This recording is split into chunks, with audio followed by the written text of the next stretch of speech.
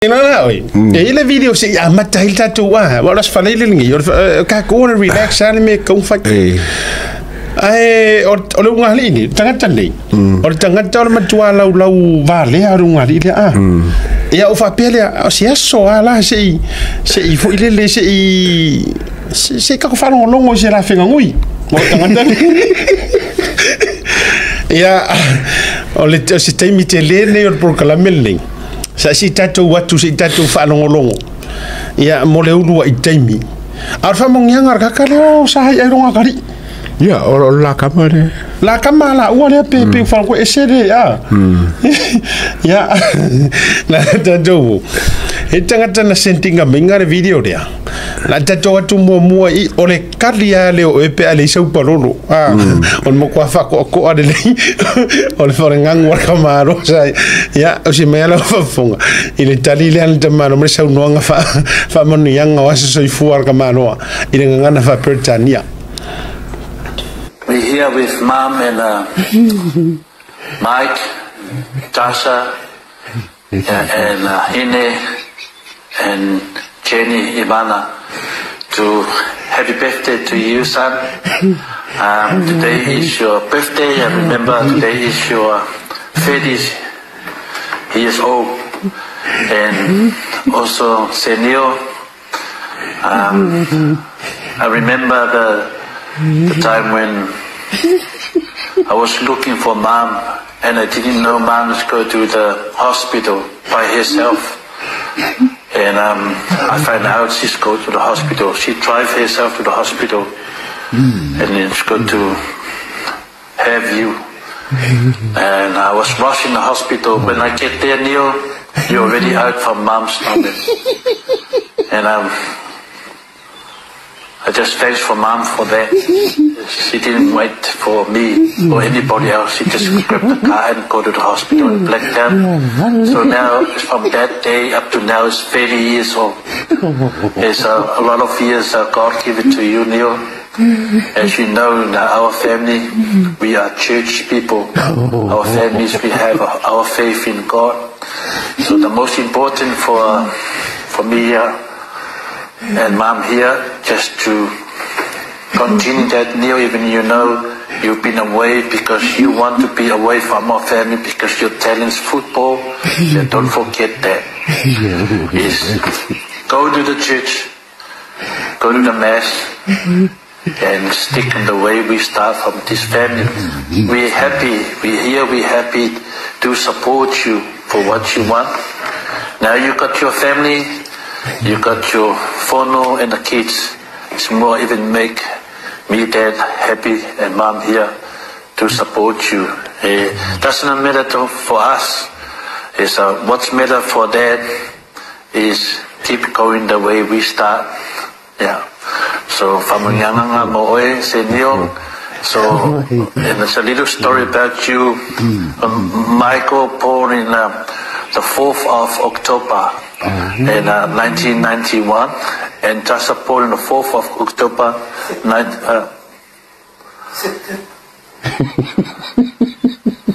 It's a little story for you, Senio. Is Michael born in 1993. Sorry, start again, Mike. It's a little story for you, Neil. Your oldest brother, Mike, born in the 4th of September 1993. Sorry, wrong again. One more. It's a little story for you. Sorry. One more. It's a little story for you, Neil. Your oldest brother, Mike, born in 1991, the 4th of September. And then your sister, Tasha, born in 1992, on the 4th of September. And you born in 1993, on the 26th of August. You missed 9 days. If I only Mom hold for that 9 days, So you and your brother and your sister have the same birthday, but never mind. For the time you come in this world, there's a time God give it to you to come in this world. And then we appreciate for all the effort you show on the TV, you show to us, your career and your football. We support you 100%. And God bless you and Fono and the kids. And say hello to all your friends in France. One day we will come there to meet you there. And me and Mom here. Mom, you want to say some happy birthday to Neil?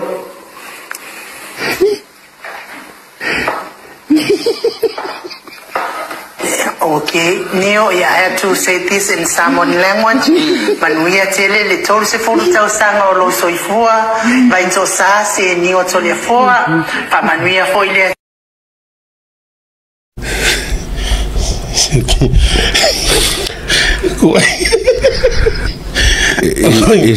Is the paper after the mighty? Oh yeah, well, more come here. Okay, vai agora kuangi ai ngā palolo. One more is a little story for me. Okay, di akava pe ngā everinga zori. Le io am morka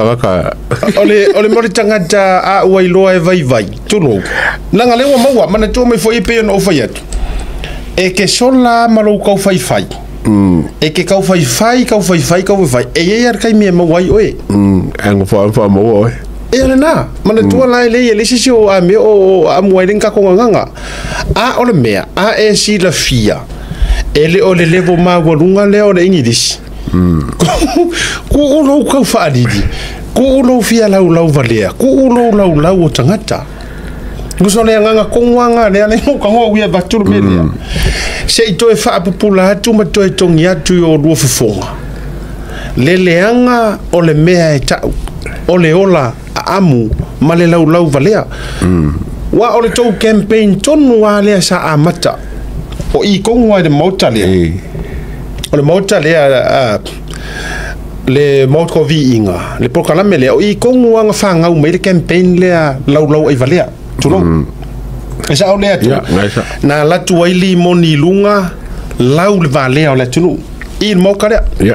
aluatu ai foi angelu lunga o le mea e kasi lau mai le valea aluatu ai afualo salele lau mai le valea o le tunu aluatu ai el tamaleo atanoa le umai lau mai le valea o le tunu koi kikia koi mokule pa koi fa popo latu ai matuila epa lau a o le lua talie a lea o le lua talie a lea ya so faiso o marua la lau le valea wangila Ya anga mea I come and the baby is come out of my stomach. and it's a little it's one more it's a little story for me and it's a 9 month it's a 9 month in between 9 days comando le manga e ka umai usa e va so e ilo waso fa nga umai si o uso ma kusa anga fa pela fa mai ia it's only a 9 days in between and if you only wait for 9 days Amai anga e fa kari ala mo se si vaso e kukusa mo ko waso fa ora kalanga la fifa mo kala kusa wa mo panga on sa isi iya mai Maua is only a little 9 days ai lo mo fa lo mo como que a para me le ko como que ora ka fa la cara ala ofisiri le tau fa yatu se palangi le kali io fa ko i wa tolu se fulu tau sango si au que fa ko ata and mommy you got up and went to the hospital and mommy and I got there and baby come out of mommy's stomach so they ala sa wai ye ba mo ni sa fa sa mo mai ya man tu lang lai o so sa o alikia o so sa o nga walang lai lo alikia ri ro yang man tu lang lai mala la fa to a fa sa o kong alikia o ia e lipi le leising mana tua o e pio se e nga tele ina ua la fo atu ina ua vatu e tole fo leva no fo ma e fi fa sau kala kamna ni mana sei na vai se ko ne na ia le va ki ase fulu se ko ngi pisi e nga kele ma fo ri ki ala nga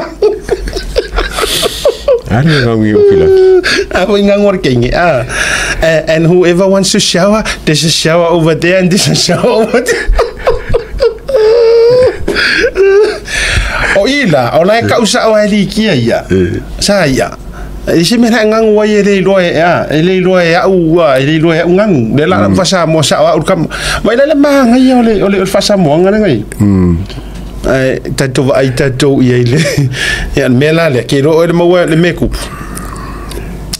O le mele o ke loanga o kupu ia o ele ke ai u polo. Ore so. Is the pololo coming late? And his baby come out of mommy's stomach. O ko vai ngang kam fa ko kam ki pepe la iki le o lua me ka o le pregnancy manga me a le alua fa longo manga vosion o le o lonkinga fa my mommy when is baby come out of your stomach oi ka fiola ya le mela le Maua i le Ola Aamu ma le ola e tau fai ma lau le vale o le tunu ia le o lua toi o mai a o lua le ngangana na matu ai le nga fo ia le fai tasi o le tou campaign lava le na fai ma le tou fa alau i loa le na fai mai for the last 5 years talu na tu lai mai le fast lau le valea o le stulo le lau le mali to lau le valea o fa masingo sili lau le valea o fiame lau le valea ko kiki aso se mingiska la kuilunga fa sanga fa sala longa po me fa me samo lau le valea tasi fo yasi upu fo ile na le tulo le na le sa ona pronounce man to man ele isa ona fa leo ma pronounce fa leo ina fo itulo e si minister lango leo na fo pa ingan te atu ai vai leo mai ale ngari atoi fa mai mele ma wale le o onga ngi fai pule mele mo ala le sa mo ala le o ko si la ku ko inga franga ngulai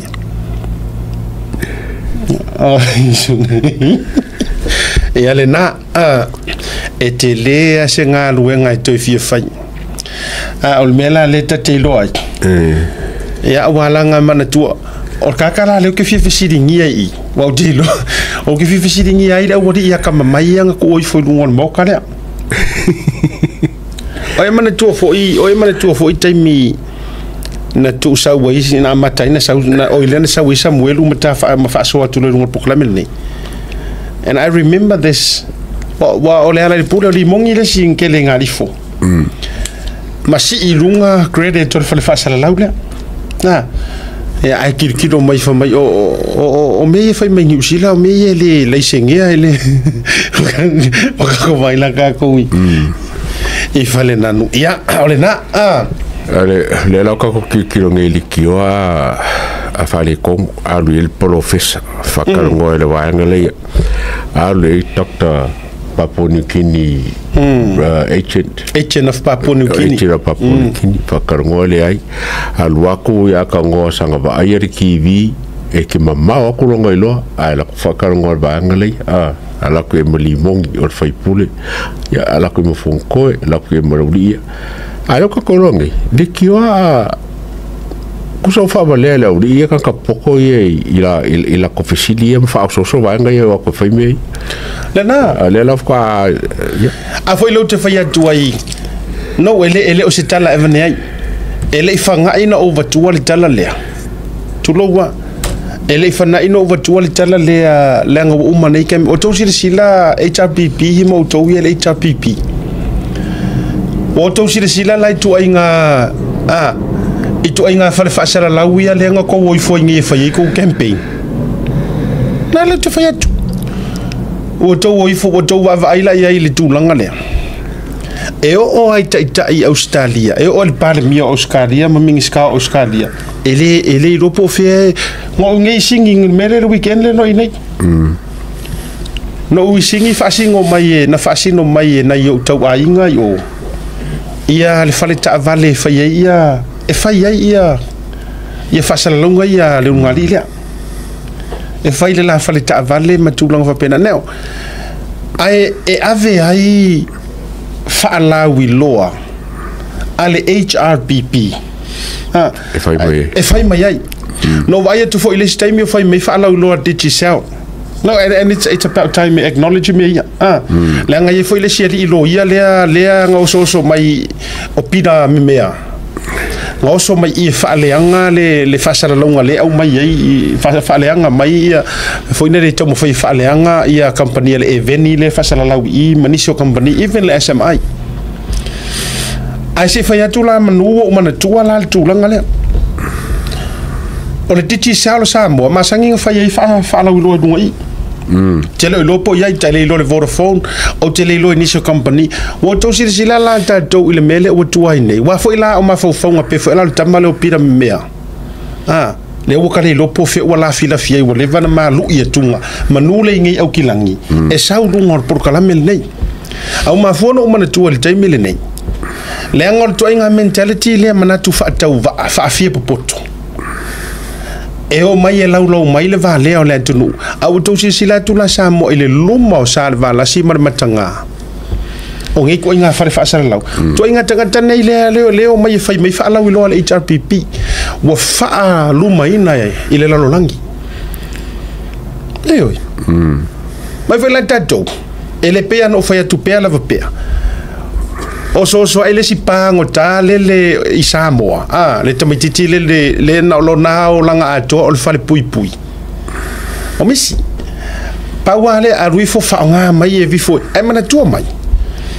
a fai kaloka o e ono oni me valea na e fai en tamai tai malo ai maruana ma me umalo talepe malo ngoi ia tuno nei ele ma fai nga e rifo ke laka I au kafa fa nga au kafa yes o lo te mana malama le tula fono nei e ai me fa sai o nga alu ngofonga la nga sa o me yang kele nga kila makoia o me yang kele nga fa le nga mea ma e koso lava solo po amia na e faia ele ma faina to ave o me na o to mo mai ele ongi jokes me ma ke fa so to o le vano finga ruanga le corrections remember mai le tasio tala le sa fa matala el sunga I loia ya sauni ele tangata foi le perfa le tangata foi le fa mal le no fo fa ya mi o matanga ta mai tilaiti mateneti matamiti laiti ina o tatala mai itua ai Maua enga community o le ngofo ile I lato street ma lato community na matua tu ma lo si protest ma ave le fa sea tu la fono ma leo ave ese kanga le mai Samoa o le level nga wa kaunga yai ka ko o le level nga la ngor mafuanga le ala ngu ko va kunga nga ku ai kua ko koskenge tu lo le ngana ele va tu ngana fa fengo fi na tu ai tua ko nga oi re offend ma fu isia le nga ile o le fengo conditions o le vengo nga ka i kua ele ma la utala lu tu vatu wa fu ile ngar ka fa le nga mayor ka mikile ye let him be lang mangu olonga life alia ele popoi wa e olona life endi le cheio so ele tu wala ila lo au ma fau ia man ai wa ma fuano wa vatua le point le ava o tangata nei le fa nga mai out e vang fa up faila le la foi le wa matua to ila lo popoi ma foi le tua e fa fia ngai me uma e ku fa fia ngai le tua me uma o lo fa sau sili e mai o e mai ku ila lo le uru o lo fa sau sili ma lo fa walunga o lo manatu o e te ata mai vai lai ko inga fale fa sala lawia o to sila tu la ye nei tu inga no ile o se tatu ngana ile o se amu e loa o le level le nga kai lau ingidisi a fai o le level le o lo kalango ngai mea awe ke fai fu awala te la wale si tangata awa te la wa ma ifmana tu fa tau va ile si tangata la laure va le meu wala ngala le ko fa sanga ku le hu ya oi e ko si sila la ye nga o kali ye o ya le fiaka ele ya ska ele fia aka ngi ko ngami ka ke fiu ka ke le fia aka ku ye e vai olo ka tu lo olo tale fia itangata ai pasa sa ela ka aka wala nga mo kwa mari he ko inga ile fa ro le ato o vaenga ia le tala mate fa so atu ipe yaso ai tatu va ai lai tangata ye o mai fa mai ola to tangata ta mai ai o i ia o farka vale me lai fa ye le o kai ro la kamalanga ngo kala ko ola foi le tu ala lo na ye tau ainga ai ni ai ro uso o ka o ko kele o singi o le sis kele to tele yo nephews nieces ia o isi aka ke la kui ola ka usu e a po fe kongo ia i o le ola utala le mala utu ala lo a ia ni o to walofa ia te mar por kalame fa mole o fu ni fa yala tu mongia la utala na le ata o fa yo ainga ai ma se fu o community le yo chulo o mana fa ia la utu ala lo awa lava awane itatu tali mat fatau matatau ai eto se ya yar kaimi iyo kupela ko fa kupela to mo ami foi ka o se opposition le iyo ai ma o tangata fo ia ya se ka wi male tua eto wi male tua ya no fa mafanga se o sola o ma se on to do ma se na fa na ma se fo ia na tau songa ma iyo ma tau ainga awa kuki awa fua awa mai maua mai le au nga ele tau no fa yani na mea ta tia pea e ya e sola le amio le anga ai turi loina so fuanga nge fa penga ya o manga ya foi nga o ma singa fa le kula ki